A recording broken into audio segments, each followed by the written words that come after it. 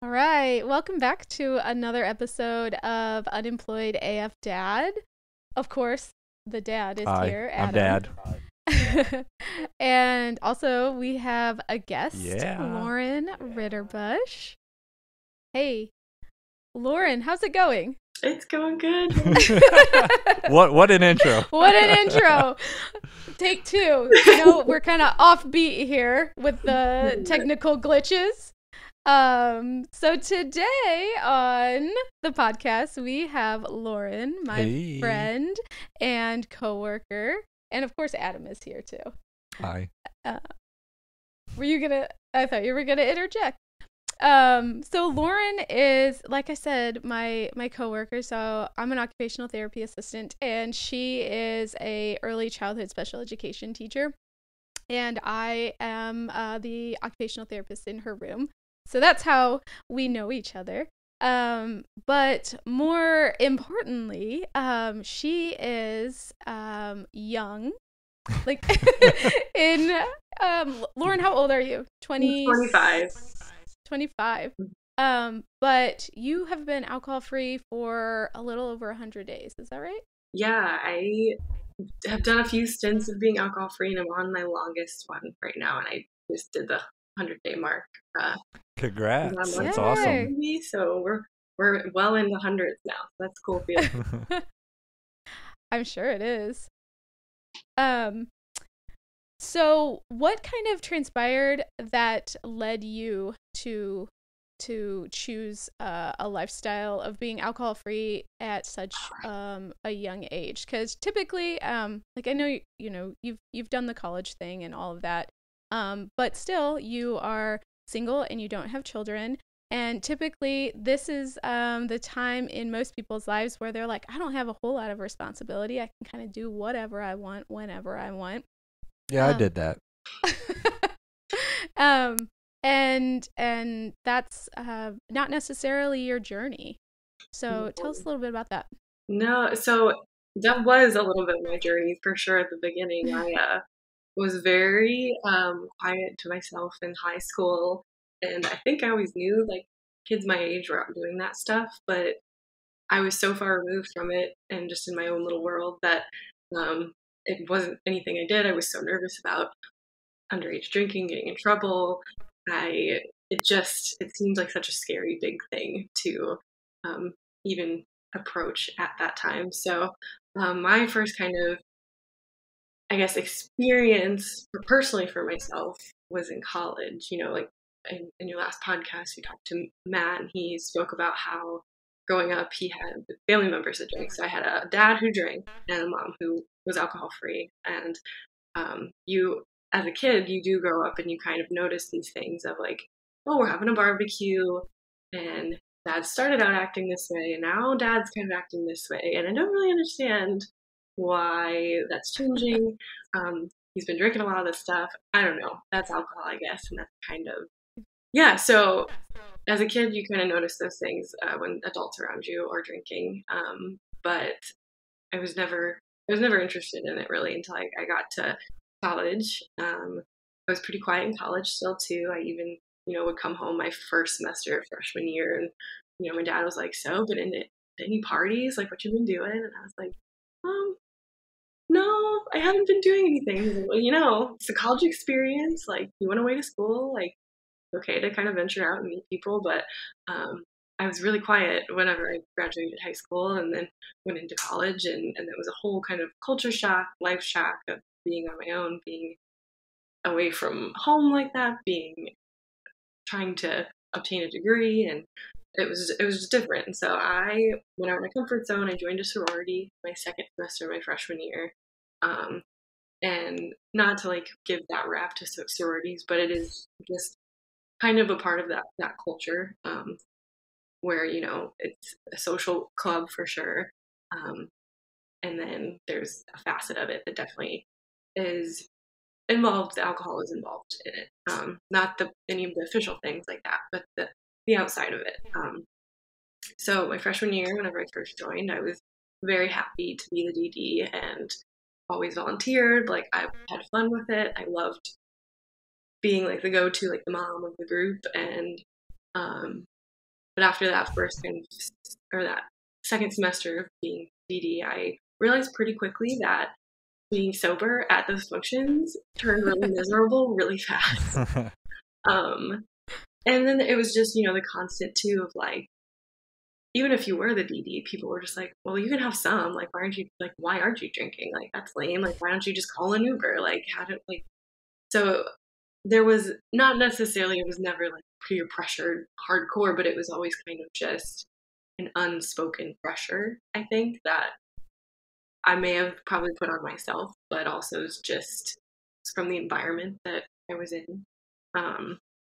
So I started really slowly, like a couple of drinks here and there a night, having other people drive. And then whenever my friends knew I started drinking, they were excited because it was like, oh, we get to see this different side of Lauryn. Like, oh my gosh, you're so fun when you're drunk. Like, you're so funny. Like, and I was goofy. I didn't care as much as I cared about everything. Sober, I was impulsive. I was spontaneous. I was, I know Adam, you said in the past too, all your friends were like, oh, like, we got to invite Adam. He's such a good time. Like, and then you stop drinking and they're kind of like, oh, well, I mean, if you're like, you're still you, but whenever you're not drinking, you're also. It's a different version of you. Yeah. So they met the version of Lauryn that drank, and I was a good time. And I found out that I really enjoyed losing that control that I had over every aspect of my life. Like, I enjoyed getting to that point where I didn't care because I cared so much about everything in sober life that I, started living for those weekends and being like, I just need to make it to Friday, and then we're going out Friday, and then I can go out Saturday. And I was always really good about not during the week, but not doing it during the week made me live for the weekends too, and live for those opportunities I had to drink. So college is kind of where that began, and then it just kind of kept going over the years and escalating. And there were many times where things and experiences that I had were wake-up calls that I just looked at and just went right back to sleep on, and was like, it happens to everyone. You have friends that tell you, like, everybody, it happens. Everybody gets too drunk. Everybody blacks out. It's just, you're in your 20s. This is what you do. Like, it's an accepted thing. And there was a big part of me that was telling myself, like, I don't think this is okay. But another part of me, the part of me that cares about everything that I was trying to get away from when I did drink, was very much like, it's not okay. And so I battled with that for a really long time. And then just, one of those final aha moments where, just like kind of Matt talked about too, where he was driving in the Canadian Rockies and it just hit him and he was like, I gotta stop. And mine was an experience that, it wasn't as bad as it could have been, but looking back on it now, it was a scary thought of what could have happened. And I was like, I gotta stop. And so that was my first delve into alcohol-free life, and lots of ups and downs and setbacks and step forwards since then. But that's kind of the overall gist of how I got to be, I guess, where I am now. That's a lot, I know. Sorry. No, I have several questions. First, appreciate you sharing that. Thank you. Yeah, yeah. Of course. I, like, Leslie, you've always been so. I always tell her she's like we're like a weird twin soul. I just feel like I can just talk to her and open up to her at all times, and just even during the workday, like kids are out at recess, and it's like, oh man, I had 20 minutes, and we're going to talk about an IEP goal, and now we're talking about life. And so I can just go on and on when I talk to you. So stop me whenever you need to. That's an interesting dynamic that you mentioned between your dad being a drinker and your mom not, being completely alcohol free. How did you make sense of that, even throughout life? I think my parents are very, very different people, just as they are too. I love them very much, but they are really, really different. It's kind of that like opposites attract thing, but maybe not always in the best ways. Like they are my dad is very, like blue collar, like working guy, like you come home and gotta take a load off, get that beer. My mom was in the Air Force and she had one horrible night with Jack Daniels, she said, and she didn't touch a drop of alcohol since then. And so she was one who kind of had the lesson, took it, and was like, yes, that's not happening again. I'm done. But my dad's kind of, he still gets together with his friends now that he lived with in college, and they talk all about the good old days and all the crazy things that happened. And I think it was just more, I guess, how they each handled their situations and their relationships with alcohol. I think internally for my mom, it was more of like, I don't like how that made me feel. I don't like how I feel afterwards. For my dad, it's just kind of always been a thing that's been around that he's always done. And so yeah, growing up, it was kind of strange because there would be times you kind of saw like both sides of the spectrum. Like yeah, absolutely. And you'd see those times where dad would go out to dinner and he'd have a little bit too much to drink, and I was like, mom seems kind of frustrated right now, and dad was drinking. And so you as a kid, you do kind of make that correlation of, okay, yeah, A plus B equals mom's a little bit annoyed with dad right now. And so it was interesting, and I mean, I was always curious about it because I saw the difference in behavior that it caused, but then at the same time, there's a part of me that was like, no, that's bad because mom doesn't drink, and I'm very close with mom. I live close with my dad too. I love him, but just different relationships. And I was like, so if my mom doesn't do it, and I look up to her so much, then I'm like, is this something I actually want in my life? But it was just such a commonplace thing for my dad that it was, like you said, two sides of a coin. And it was, I guess, looking back on it now, it was a little confusing. Yeah. You mentioned, you liked that feeling of kind of being out of control. Like you just, that was one reason you like drinking. Mm-hmm. So when you would go out before that, did you always feel like you were kind of reserved, and then when you had the alcohol, that would help you loosen up and have more fun? Oh, yeah, absolutely. I was always the one that everyone's like, why are you being so quiet? Are you not having fun? You're so quiet. And so then all of a sudden, I get a couple of drinks in me, and everyone's like, you're hilarious. You're such a good time. And I'm like, okay, I need to keep doing this. This is something you keep doing. Keep being fun. Yeah, like that social validation. Absolutely. Are you finding, after being alcohol free for 100 days or so, are you finding that was always kind of within you, and you just thought it was the alcohol bringing that out, or kind of what are you discovering about that? Oh man, that is such a good question. Especially, I know I told Leslie, but I just got back from a bachelorette party this weekend, so this is a true test of absolutely being alcohol free in an environment. And we went to places big, lots of wineries, so that was kind of the whole weekend. And it's definitely something that I think is within me, but I physically feel myself in moments like have to dig deep and be like, okay, we're just gonna start the conversation. Like, I'm just gonna make the joke. I don't like it. Maybe it'll be stupid. Maybe it's a laugh. I don't know. Like, I kind of, and I think that's also why it can be so exhausting, is because I am so actively being like, just be yourself, just say it, just do it. Just, it is easy for me to just kind of sit back and observe and watch, especially when I'm not drinking. But I think what I'm finding now is there's like a truer, more confident version of me than the one that was influenced and that came out when I was drinking. Yeah. So I'm saying things that I don't wake up in the morning and have to apologize for, or I regret. Yeah, absolutely. I am like, why? That is not something I would ever say sober. Why would I even think to say that drunk? But yeah, so that has also been an interesting journey for sure, to kind of get to know myself in those situations that I didn't ever allow myself to really know myself before. I just was like, Right. all right, we're in a Right. bar, give me a drink right now. I need a drink.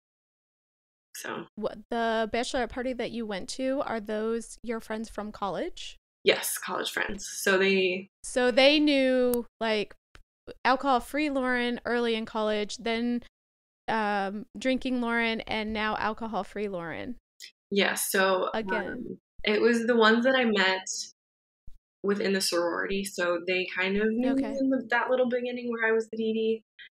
Okay. But they knew me more so of like that. Oh, Lauren's fun to have around when we go out, like that kind of phase. So it is, and like I'm close with their families too. So there were times where their families would have things, and I would go over there, and so their family knew me in that way too. And then their family was on this trip, and everyone wants to buy the bride a drink, get everyone drinks, everyone's having fun, and they want to offer you a drink. And Mm-hmm. I really have loved Annie Grace. She has like this thing in mind. That's how I first did my first 30 days alcohol free. Yes. Yeah. I've read And that book many times. yes. So I love that. And she says, and it just saying, yeah, I'll have a drink, like I'll have a soda. But my brain still, it gets, the second someone asks me if I want a drink, I'm just like, I need to go into a long story about why I'm doing this and why it's good for me, and I need them to understand.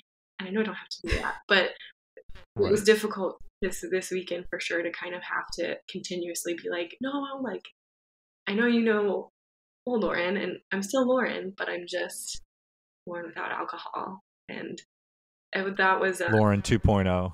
Yeah, I would say the new and improved Lauryn for sure. Yeah, so I feel great still, like even as kind of difficult as the weekend was to just kind of mentally not be out of control of it, like having to be in control, and like in that way, as difficult that was, like I'm so happy. Like I woke up this morning and I was like, I get to talk to Adam and Leslie today. Like I did it. Like I didn't drink. Like I remember everything from the night before. I know exactly what I said. I know exactly what I did. Like I'm the maid of honor, so I was able to keep things in line and help her have fun. And before I would have been so stressed out about everything that my go-to would have been like, let's like let loose, let's stop carrying. Uh-huh. De-stress, have a drink. Yeah. That's awesome. Sure. Congratulations. I mean, seriously, that is so much harder to do than people think. Like if you've never drank before, it's like, okay, fine, you didn't drink, what's the big deal? But if you have drank, and especially if you're younger and you're going out on a bachelorette party, or I know for me, I always made an excuse to put off not drinking, right? Like you would think, okay, I need to probably take a break, I need to stop. Oh, but I have a wedding coming up, or oh, I have a birthday coming up, or it's vacation, or it's summer, something. There's or always a reason to keep doing it. Yeah. Flag Day, yeah. It didn't take much, right? But the fact that you can, just say, hey, I know I'm going to have things coming up that are probably going to revolve around alcohol, but this decision is more important than that one event. And that is interesting you bring that up too, because so I did the initial like 30 days alcohol free. I mean, this was almost like a year and a half ago when I first started it. And from then, the mindset that I kind of had was, okay, like I'll get through these 30 days and then we'll try again. And then something would happen and I would be like, okay, so we're just going to take it back. We're going to stop. We're not going to try again. And I kind of kept doing that up until the point where I just finally had that like little epiphany where I was like, okay, no, it's like, it is done now. And I lost my train of thought with that one. There was a reason for me, and it was there. I do it all the time. On the tracks, and now it's derailed. Man, you said, that's okay. We can move on. Maybe it'll come back. Yeah. Sorry, guys. Yeah, while you gained that thought, I kind of was curious. So you've been over 100 days now. What would you say is the one thing, if there is just one thing that really comes to mind immediately, is the best benefit for you of being alcohol free? Yeah, that was hard. There's a lot, I think, whenever you really sit there is a lot, but is there anything that you've seen that you were like, wow, that is a huge change, a huge benefit that I did not expect? I mean, I am someone, I have anxiety. I have like some obsessional like thought disorders, and so something I knew going into it obviously was like that alcohol is a stimulant and it's a depressant, and so when you already have things going on in your brain, it's not going to do anything to help you with that. So I knew going into it that that would help me, but just like the relief that I have on weekends where I like this past weekend when I know I'm going into something where there's going to be alcohol and it's going to be um harder for me to do it, like that relief that comes from getting through it and coming out on the other end and knowing that I know everything that I said, I know everything that I did. Like I didn't make a fool of myself. Like, I think it's just being that in overall control. Yeah. comfort. It's so funny because I drank because I wanted to be out of control, but now I find the most best feeling and the most successful feeling in the fact that now I am in control, which is silly because it's like you were drinking because you didn't want to be in control, but now you are and you're happy with it. It's like what? But I guess whenever you've done it for so long and you've had those repeated times where you've let yourself get to that point and you've felt that deep regret and just embarrassment, having to do that damage control, having to ask people what it was that you said or did because you don't remember, just having that peace every morning after doing something like I did this weekend and not having to fill in any blanks, like that is, I think, the thing that I'm most grateful for. And that's why I stick with it too. And in those moments, even when I'm like, okay, maybe I'll just have one drink, I'm like, the feeling that I have right now of wanting to have this drink is nothing compared to the feeling I'll have when I wake up in the morning and know that I didn't have it. Yeah, very well said. It's just that's one. kind of, yeah, that's kind of what Adam and I have said before too. I know you and I have went to like a happy hour after work, and neither one of us drank while we were there. And I remember walking out and I came home and I told Adam and I was like, it was so empowering leaving, knowing that I didn't have anything. I could drive home safely. Like, you know, no repercussions, no nothing. I was like, you know, you kind of walk out and it sounds so silly, but you feel like, I don't know, you feel like a superhero or Yeah, something. no, You're just I like, mean, man, that's and awesome. I think it gets easier and easier as It you does. go. You know, for me, the first couple months, I don't think I had that mentality. It was more, you know, you think you're still kind of missing out on something maybe. Like, oh, you know, what would it hurt to maybe have a drink or two? And if you're able to, you know, get past that point, then you start to get to the point where you can go in those settings, not even be tempted to drink, and yeah, you feel empowered because you're like, I've almost like unlocked the secret to, you know, happiness. Like I can still be myself, have a great time, laugh with my friends, stay out with them, but yet, you know, like you've mentioned, Lauren, be in control, not say anything you regret, wake up the next morning feeling great. And that's the part that really it makes it all worth it. Yeah, it truly does. It truly does. Another It's a game changer. kind of, I mean, it's not small. For some people, it makes a huge difference. Whenever I did stop drinking, I didn't notice any major like weight loss or health differences, I would say. I'm sure that internally my body was doing so much repair from not drinking. But externally, I didn't really notice very much. But at the same time as I stopped drinking, I had also, you know, joined a gym. I was investing in a personal trainer. And my brain, I was kind of like, why would I be spending money and doing all of this time and stuff if I'm just still looking forward to binge drinking on the weekends when that's just not helping? Like I'm doing all of this and prepping all this food and trying to be good to myself, and then I'm doing all of this which wrecks my mind and also my body. And that was another big thing that I kind of has been a big win from not drinking. Just knowing like I'm doing good for my body. It's interesting you say that because I do see sometimes online people will be like, oh, I stopped drinking for a month and I didn't see anything. And it's like, well, just the fact you're not drinking doesn't necessarily mean you're going to see all these changes. It's because you're not drinking that you now have the energy and the drive and the motivation to go to the gym, to take those long walks, to eat the right foods. You're not eating, you know, Taco Bell at 1 a.m. And so I think that's, yeah, it goes hand in hand. Like you still have to put in the work and make those changes. but not drinking alcohol is what motivates you to do that. Yeah. It doesn't. It gives you the capacity to do, like the mental capacity to do those things. Because obviously if you're hungover on Sunday morning, you're not going to want to get up and meal prep and go to the grocery store and do all of those things. No, you're going to lay around and watch, The Office for 4 straight hours. Yeah. And feel even worse than you did when you woke up because you just laid there. Yes. You're pushing off all the responsibilities till the next day. Yeah. But then you wake up on Monday, right? And you're like, oh, well, physically I feel better, but now I'm behind because I didn't do anything on Sunday. So then you're stressed because it's the domino effect that's going to follow you for the rest of the weekend or for the rest of the week.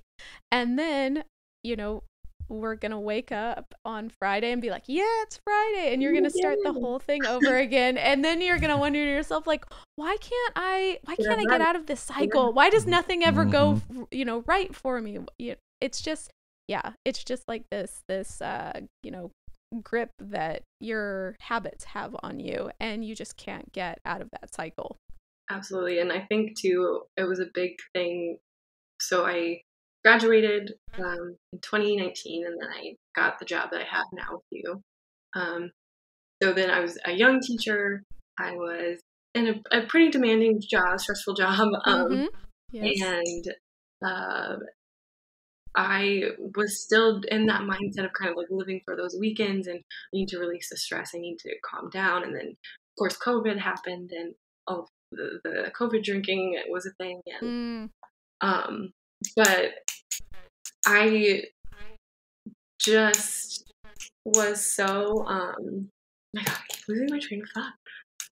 It's scary. I think I'm nervous. But okay, so you said so being a young teacher, being in that same mindset of I am kind of in the career force, but I'm still living for those weekends. It was really a struggle for me to keep up with work and come in on a Monday and feel good about it. Because I didn't know what I was doing my first year of teaching. I was figuring it out as I went. But I was still holding on to those old habits of college. And then I still had younger friends who were in college who were still doing the same thing. So it was like, I was still kind of pulled back that way. At the time I was dating someone who was still in college.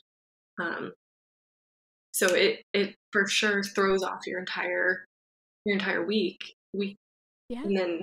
And then you just, that's the thing, you just keep doing the same thing on Friday. You're like, oh, I made it. But it's like, it's just going to be a cycle. And so that's another thing too, I would say, is that like I have been able to dedicate my Sundays now to getting stuff ready. So I've got lunches for work. So it's like healthy lunches that I can have. I've got dinners prepped. I've got things set out so that I can then come to work and do the best that I can, for the people that I work with, for the kids. And that is another, I think, a lesser, like, obvious benefit of just knowing, like, on the weekends, whenever I go into them, like, alcohol is not going to be involved. Like, maybe I'll stay out until like 10, but I can sleep in a little bit and still wake up early and take my dog for a walk and be productive. So that is a benefit as well, for sure.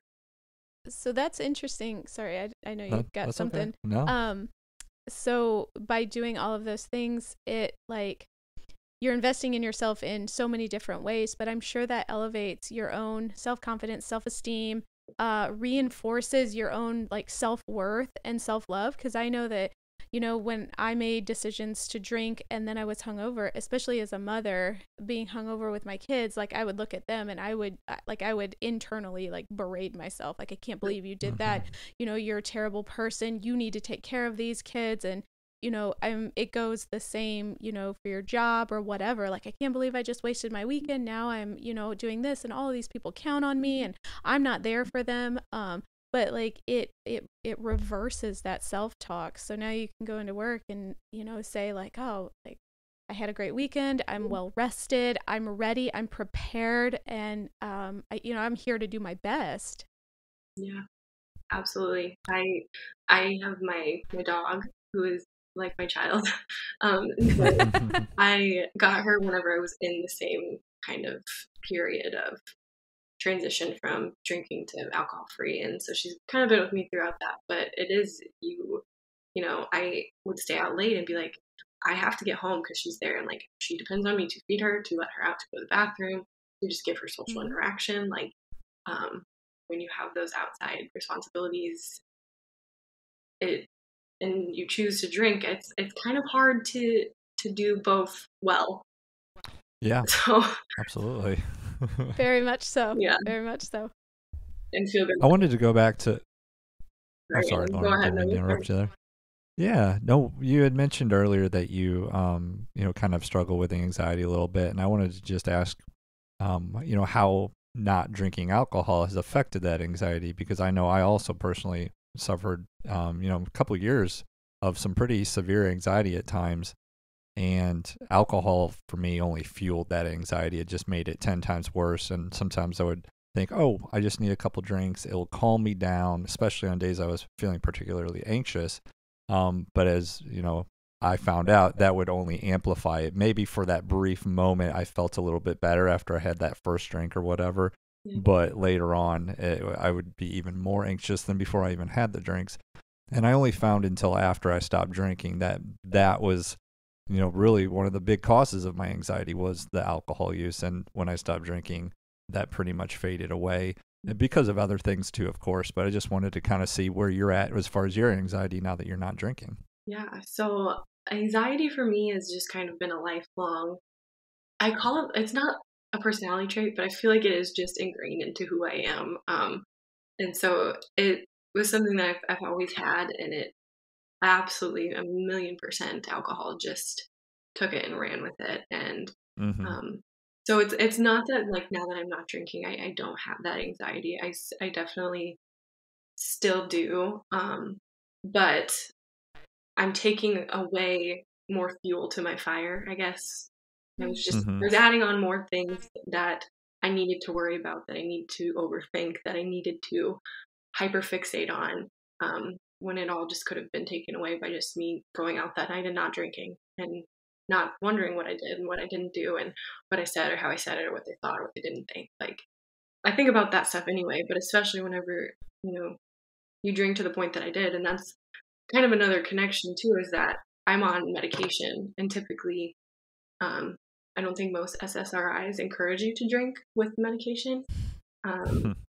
And mine definitely says on the bottle, like, do not drink with this medicine. And I still did. And I think there was maybe a connection there also as to why I did black out so easily. Because that was my big thing with the kind of the wake up calls that I had, were times where there was no memory of what happened and what was said, what was done, where I was, who I was with.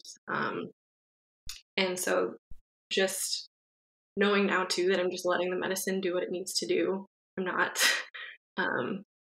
not adding an extra hurdle, I guess, for my anxiety to have to jump over. I put enough of those in my own way as it is. And so I think it's just given me more control over it for sure. Just knowing I'm not adding to it. I'm not just adding fuel to the fire, basically. So yeah, it's still a daily thing that I deal with. And at the beginning of the year, I went through a really hard time. Leslie, you were there. You were Angel. It was a hard transition for me. I was with older kiddos, and then I went to younger kiddos. At the time, actually, that summer, I tried to get off my anxiety medication. I felt like I was in a good place. So then, of course, too, whenever you feel like you're in a good place, and then I was like, I'm off my medicine, I'm in a good place, I should try drinking again. And then I got back into the school year, and my mental health just tanked. My anxiety was at an all-time high. And still within that, I was, for some reason, still trying to add alcohol into it. Like it was, I don't know. I was really lost, and I ended up getting back on my medicine. And that really helped to even me out. But then the last time that I did drink was New Year's Eve. And this is kind of, I remember what I was going to say earlier. So you were saying, like, you always had reasons to, well, I'll stop drinking after that wedding. I'll stop drinking after this. Right. And I was the same way. I was like, okay, so what's coming up? We got Christmas, we got New Year's. Well, I'm going here for New Year's, and it would be really fun to be able to do this, and I'm going to be with these people. So I'm not, like, you justify it.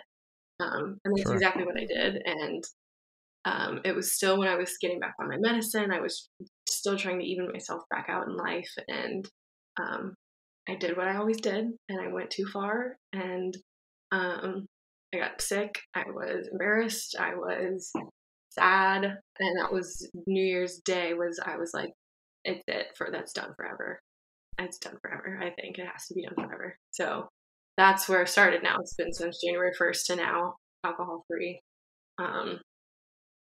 And yeah, so like anxiety still there, still part of me. Yeah. But I'm more in control of it. I'm not giving the control over to alcohol. Yeah.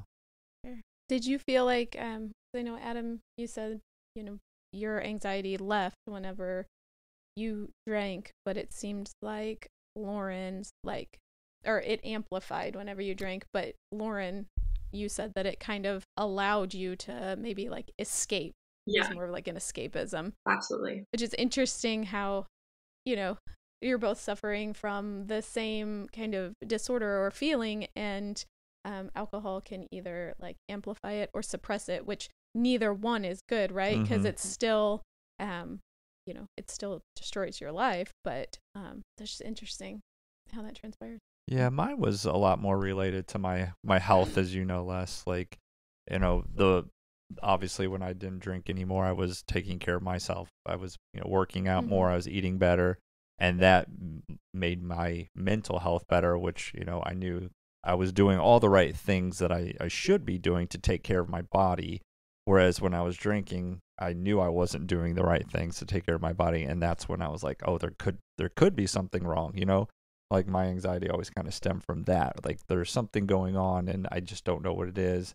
And then drinking just made it worse. Yeah. Whereas when, I stopped drinking, I started taking care of everything, and I'm like, okay, I know I'm doing what I'm supposed to be doing. And that kind of made my anxiety start to just dissipate, which I know anxiety is different for everybody. Sure. Like, Yeah. some people are anxious about things that they said 10 years ago, or like they dwell on that, and that was never my anxiety. I think mine was always more related to my health than anything else. So yeah, it's interesting how your body can tell you, tell your brain like there's something that you're doing that you don't need to be doing. Like it's the whole idea that your body speaks to you. It's just, are you going to listen to it? Are you going to listen? Yeah. Lauryn, you had said like you had tried to introduce alcohol back, and I like to always kind of talk about moderation, because we always hear, that we talked about talked with Matt about this. We always hear like, enjoy responsibly, drink responsibly. And the longer I drank, the more I realized moderation is just not something that I could ever do. And I just am curious if you ever tried to like play that game in your mind, like, oh, I'm gonna go and I'm only gonna have 2 drinks tonight, or I'm only gonna drink beer or whatever. And then as soon as you start drinking, that plan kind of tends to go out the window. Yeah, absolutely. I mean, I think I did all of the like the talk of like, okay, so I'm only gonna go out and I'm only gonna drink this, and I'm gonna have 4. I'm only gonna go out and I'm never gonna have shots. I'm only gonna go out and I'm only gonna do this. No shot Saturday. Yeah, of course. It'll be fine if you only drink, multiple other drinks. Right. So yeah, I did try the moderation, and there was a time there too where I did well. Like I was convincing myself, okay, you're in control of this. Like you got it, you did it. Like this, I don't know what you did, but you did it, because you're not backing out as much, like obviously. And I've been with my partner now for about 1.5 years, and he's been incredibly supportive over just the whole journey, from me being like, okay, I'm going to try this. Can you help me make sure that I don't have any shots? Can you help me make sure that I don't have this? Can you just let me know if things are starting to escalate, and just like, let's go home. Like, and then to now where I'm like, I'm not drinking at all. He's like, okay, great. Like awesome. And that's amazing. And I'm proud of you for not drinking. And so that's been awesome. But it was also like in those times where I was moderating, he was like, I'm really proud of you for moderating. Like, that's awesome. So he's always supportive of it. But for me, my journey with moderation was that it was just like a train that was going straight towards like a cliff. Like I didn't know where the cliff was Wow. coming, but eventually that train was going to fall right off, and it did. And that was New Year's Eve for me. Was I just went too far, and I don't even know if I actively did it, but it just happened, and all of a sudden, all the moderation things were out the window. I think part of it was just like I was like, it's New Year's, we're celebrating. Don't want to think about it. Like then that's what Amy Grace says too. Is she's like, moderation is an option for some people, but just think about the mental load that moderation puts on you. If you know going into a night, I'm not drinking at all, then that's it. You're good. Like you just go in and you just are there and you enjoy and you do what you can. But if you're spending the entire night being like, okay, well, I just had one drink, now I need to have one water and I need to wait an hour. Okay, it's been an hour, I can finally have another drink. Like you're not there, you're not present, you're not everything that you could be in that moment, and that in and of itself is exhausting. So I don't know how moderation works for everyone, but for me it definitely it became clear for me like it was either kind of all or nothing. And so I'm in the nothing, and I think that's where I want to stay. I love that you said that, because that kind of goes back to our nights out now, where you don't drink and you are able to have fun and you feel empowered, because like you said, you don't have that mental load, or like, okay, I've had one drink, now what do I do? I need to wait an hour, or like, what am I going to drink next? Like, you don't even have to worry about that. And I totally agree. I think it's easier to commit 100% to not drinking than it is to commit to moderation, because what does moderation even look like? Right. For everybody's going to look a little bit different. You know, some people can have 2 or 3 drinks and that's fine. They're fine, but other people 2 or 3 drinks and they're already feeling pretty good, and then it's so you don't have the capacity to say like or like the forethought to think, man, the morning is going to look really bad if I have a 4th drink, and then it's just going to go south. You always get into that mentality when you're drinking that tonight's the last night on earth. Let's just live it up. Right? Yeah, absolutely. Yeah. I know like this weekend, and since I haven't been drinking, there's been times where I've been out with people, and I am already like pretty observant person, but you end up people watching a lot more, and so I was kind of watching my friends as they were, going and getting a drink, and then I would watch them go and get water, and I don't even think that they were actively having to do that for themselves. They were just like, oh, I feel that I'm feeling this way. I think I need a glass of water right now. And that's, I was sitting there just thinking, I was like, I don't have the capacity to just be present in how I'm feeling and make decisions based off of that. Like my thing was, I would feel like, oh, I feel like I'm feeling a little bit more confident and outgoing right now. So I think I should go get another drink. Like, and that's how, because I was like, I don't want it to stop. I don't want it to stop. I know it's going to end. I don't want it to stop. Yeah, you got to keep that buzz. Yeah. So then, like, just watching them kind of move throughout this weekend. And I mean, we were out all day yesterday into like the night. And all of them were fine. Nobody blacked out. Everyone was like, they were having fun. They were like feeling probably a little bit, but I was just thinking, I was like, if this was me, I don't know if I would even still be out with him right now. Like they might have had to take me. And that was like another thing where I was just like, I'm so glad I stopped drinking thought, because it's just not something I can do in my brain, the moderating. I just don't have that, I guess, don't have that part of me. And I don't know if that's something I want to put the mental energy into creating when we know alcohol isn't even something that is beneficial to your life. So. Well said. Thanks. Yeah. Les, did you have any other questions for Lauryn, or anything you wanted to bring up? How are your relationships with your friends now that you don't drink? I would say, do you find it a little more difficult, or are you closer to them? I think a lot of the difficulty is probably more like self-imposed. And that's just, once again, having the anxiety and kind of those obsessive thoughts. I think that they're thinking that I'm not having as much fun, that they can't have as much fun because I am there not drinking. I'm not the same fun that I was back in the day. And they could be thinking those things, they could not be. But most of the time, everyone's been really receptive. They've been pretty supportive. I mean, a lot of offers like, are you sure you don't want me to get you a drink?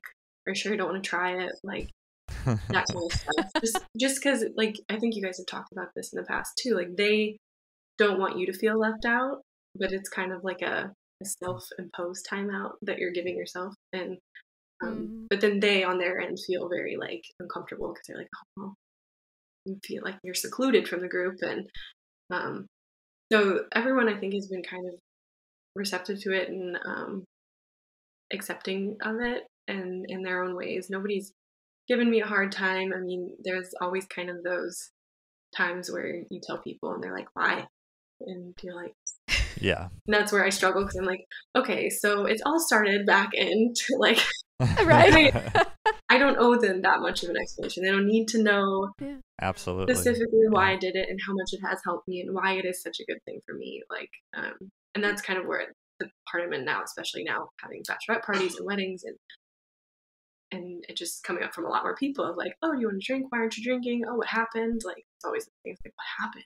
Like, okay, like, and it's like, well, I mean, it wasn't probably, but I am now. And yeah, it's just all, and I know you guys probably deal with the same kind of things too, just even now. I mean, Leslie, I know you've said too, like, you guys are going on vacation, and I was like, how are you going to deal with that?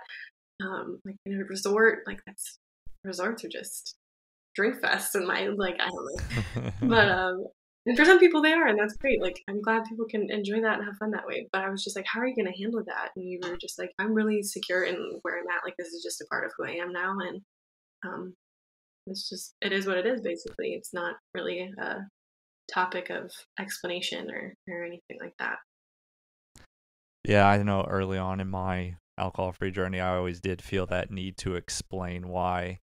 And as you go on, you just realize, again, you don't owe them that explanation. If you want to share that, that's absolutely fine. But, really, it's just living that change and that life that's really going to make the most impact on them. And they're going to see the change in you and realize why you did it. And whether they stop drinking or not, that's really not the point. I'm not on a mission to make everybody stop drinking. I'm just letting people know that my life is so much better without it. And hey, if you take a break, maybe yours will be too. But it's really difficult to see that when you're in the moment. Like when your friends are out drinking and you're not, they may feel like, oh, she's, secluded and alone, and I'm just trying to help her feel part of the group. When in reality, like, they may feel that way down the road as well, and then look back on those moments and say, okay, I understand why she was doing that now. Yeah, absolutely. I think your confidence grows too. Like, the longer that you're alcohol free, I mean, the more situations that you're gonna be in, and you just get more confident in that situation. And like Adam had said, you feel like you kind of like unlocked like the next level of life or something like that. Like, you're just sitting back thinking like, I'm in control. Yeah. I'm good. Well, and you're not dependent on alcohol to make you the person you want to be. That is very true. Like, the self-exploration that you can do whenever you're not drinking is I mean, that's like the juiciness of life to me, but I like to nerd out on all kinds of things. So I love that, actually, and I love that about kind of your journey, Leslie, is that alcohol was never like, this is a problem or this is something that I don't like, I'm gonna stop. It was just like, I don't feel right in myself, and alcohol is something that is not serving the journey I know I need to take. So I think that is, and that's like a beautiful thing that you did, and I feel like a little bit more rare than having thing after thing kind of smack you in the face and be like, oh, okay, this is an issue right here. Like, it was I just really respect that about you a lot, that you were kind of able to pull that out of your journey and be like, this is gonna really help me. Because mine was, it's kind of the other way. It was, I need to figure out myself, and it was like, oh, this isn't helping me. Like, after. Well, I definitely appreciate that. But I did have, like, I mean, I know you've said, you had tried to stop and then you started again. And I mean, I may not have actively tried to stop, but there were many a times when I was like, I don't feel good about the decisions that I'm making, and I shouldn't be making those decisions. And I had long stints of not drinking because they were imposed upon me, like pregnancy, you know, having a newborn at home, you know, multiple times, things like that. So those were long stints that were imposed upon me, not the decision for me not to drink. It was only until I got to the point to where my kids were around 1 and 3, and I said, like, I don't know myself, so how can I then be a parent to these young people that I brought into the world? And it's my duty to explore that on why I can't be, why I'm not at my best and who I am, and explore that. And I can't have alcohol with that journey, like that. You can't have something that's like, you know, changing the way that you think, or just something that allows you to escape, because that's numbing what your feelings. I use alcohol as an escape or as a numbing agent, essentially, so that I couldn't feel all of my emotions. And and I mean, I think a lot of people can identify with that. Absolutely. Lauryn, I think it's so cool that you have discovered this path so early on in your life and not had to go down, you know, years and years of, you know, pain and hurt and destruction before you finally realized it. And I would just encourage you, just keep going. I mean, you're already discovering all the beauty of not drinking alcohol, and the fact that you can do it with still, you know, so many of your friends drinking. I'm sure that's difficult. I mean, I've been in settings where people are drinking, even, you know, recently, where you do sometimes start to think, well, you know, it wouldn't be the worst thing in the world to have a drink, but then you remind yourself while you do it. So I think that's really awesome. And thank you so much for sharing, because I hope there's people out there that are like, hey, maybe it's easier for people who are approaching their 40s to stop drinking, but what about us who are in our 20s? It's not that easy. And, you know, you're proof that it's not easy, but you can do it and you can benefit from it. It's definitely probably not easy. Definitely not at any point, but the benefits outweigh the lows that come along with it. And that's the thing too, is like, I mean, I didn't just, you know, have that one 30-day trial and I was like, this is it, this is what I want. It was a lot of mental back and forth, and even now still I'm like, well, maybe I'll only drink like if alcohol adds to the experience. Like, what if I'm in Italy one day and I want to drink in a winery? What if and I just tell myself, my big thing that I think has really helped me is I don't think about the future. I just know, like, I wake up in the morning and I'm like, I'm not drinking today. Or even moment by moment, I wake up, maybe I'm going to breakfast with friends and I'm like, I'm not drinking at breakfast. And then I'm like, I'm not drinking at lunch. I'm not drinking right now. I'm not drinking before bed. And then just throughout the day, it's kind of just a constant decision that you make. And to stay in the present and not look too far ahead and try to, you know, get overwhelmed, because that's tough. That's tough to look at, you know, I'm not going to drink for a whole year. Well, you know, like, that's a daunting idea to have, isn't it? Yeah. And not many people know what their life is going to look like in a year. So, big decision. All right. Well, Lauryn, thank you so much for being the second guest on our podcast.